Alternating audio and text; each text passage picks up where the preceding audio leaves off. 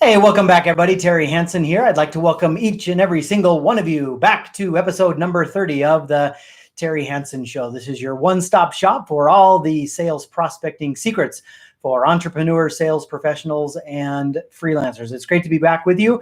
Greetings once again from Podunk, Idaho. It's a beautiful day here. Happy Monday to everybody. Hope you're off to a great start.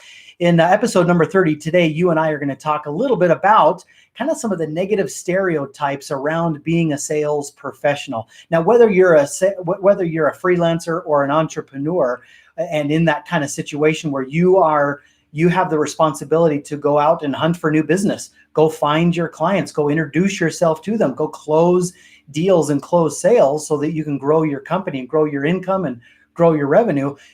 Unfortunately, you adopt that salesperson hat. And over the years, over the decades, many of us consumers have had negative interactions, negative run-ins with salespeople. There's all sorts of salespeople out there. There's good, bad, and ugly. And because of that, sometimes there has been over the decades some negative stereotypes built up around salespeople. Salespeople are known as money grabbers. They talk too much. They're self-centered. They're egotistical. They're high pressure. They use manipulation and dastardly persuasion techniques. They get you to do things that you wouldn't otherwise do. They force things on you. They are just interested in closing a deal. They just want to sell you something. And there's a lot of negativity around being a salesperson. I guess my question for you is, are you ashamed or embarrassed about being a salesperson? Is some way, shape, or form, is there something in the back of your mind that causes you to be a little uneasy when you introduce yourself as an account manager, a business development representative, a sales consultant, a sales professional, whatever your job title is? If you're in sales and you're under that sort of obligation to go generate new business, is there something about that causes you to kind of be uneasy, be squeamish? If there is, and I appreciate some of the reasons why, let me share with you a poem or a story or a manifesto. I think that's probably the best word for it. A manifesto that was created years and years ago, probably decades at this point, by some unknown author. And it was, originally made popular by Zig Ziglar, who published it in one of his books. And the title of this manifesto is "I Am a Salesman." And I would just substitute in there, "I am a salesperson," to maybe modernize it a little bit. But listen to the words of this manifesto. I'm just going to go ahead and read it straight verbatim right out of this program that Zig Ziglar promoted years and years ago. And I want you to think about what really over the years, over the decades, and over the centuries, literally, what role salespeople have played in our modern day economy, in our country. And I really do feel like you and I inherit, as entrepreneurs, as freelancers, as salespeople, a pretty powerful and pretty special legacy, a pretty powerful heritage that we don't need to be ashamed of. And certainly, if we don't want to be categorized as just a hard driving, manipulative salesperson, then we've got to change up our tactics. But in our minds, we need to change up our mentality, our mindset, and our perspective about this career path that we have chosen. So listen up and let me read this to you, and then I'll be sure to post a link down below so you can get an access to this on your own. It says this: "I am proud to be a salesperson because more than any other person, I and millions of others like me built America. The man or woman who builds a better mousetrap or a better anything would starve to death if he or she waited for people to beat a pathway to their door. Regardless of how good or how needed the product or service might be, it has to be sold. Eli Whitney was laughed at when he showed his cotton gin. Edison had to install his electric light free of charge in an office building before anyone would even look at it. The first sewing machine was smashed to pieces by a Boston mob. People scoffed at the idea of railroads. They thought that traveling 30 miles an hour would stop the circulation of the blood. McCormick strived for 14 years to get people to finally use his reaper. Westinghouse was considered a fool for stating that he could stop a train with the wind. Morse had to plead before 10 Congresses before they would even look at his telegraph. The public didn't go around demanding these things. They had to be sold. They needed thousands of salespeople, trailblazers, and pioneers, and I would add in there entrepreneurs and freelancers, people who could persuade with the same effectiveness as the inventor could invent. Salespeople took these inventions, sold the public on what these products could do, taught customers how to use them, and then taught businessmen how to make a profit from them. As a salesperson, I've done more to make America what it is today than any other person you know.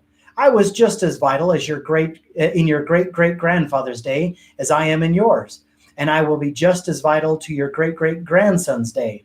I have educated more people, created more jobs, taken more drudgery from the laborer's work, given more profits to businessmen, and have given more people a fuller and richer life than anyone in history.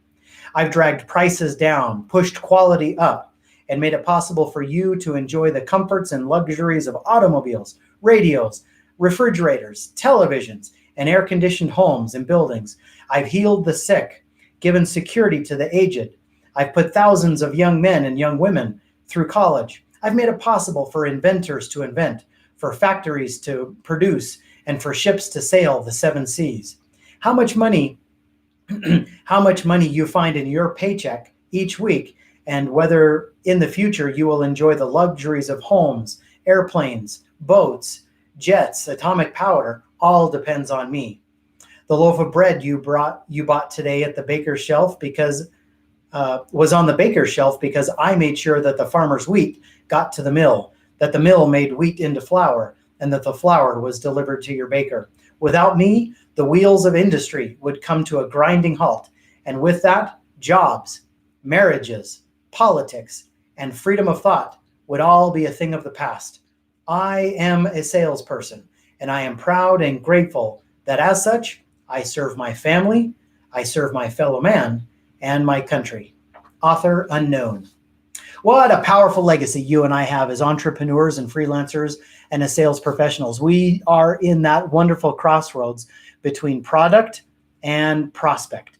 We take our products and services and we communicate all the great values and benefits of those to our prospects to try to help them take advantage of all that the economy has to offer. So what a great legacy you and I have as entrepreneurs and salespeople and freelancers. And I hope at the end of the day that you feel that legacy, that you feel that heritage, that you don't feel ashamed or embarrassed by calling yourself a sales professional or an account manager or a business development manager or an account executive or a sales rep or a sales consultant, whatever that job title is.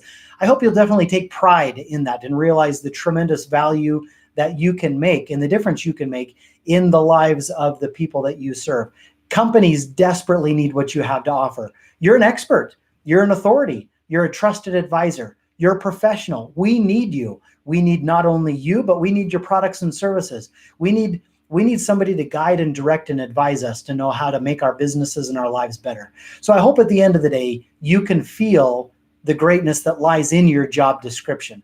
Without you, I truly believe that this great American country wouldn't be nearly as good as it is today. Without entrepreneurs, business owners, sales professionals, marketers, freelancers, all of us that work together to make our economy great. So take pride in your job description and your job title as a sales professional. Take pride in that and go out and find the companies that you are targeting and give them your best shot. Do your very best to serve them and enable them to take their businesses to the next level. So I hope this episode on the Terry Hansen Show has meant something to you, inspired you to round your shoulders up, take a deep breath, and maybe change your attitude and perspective about having a sales career.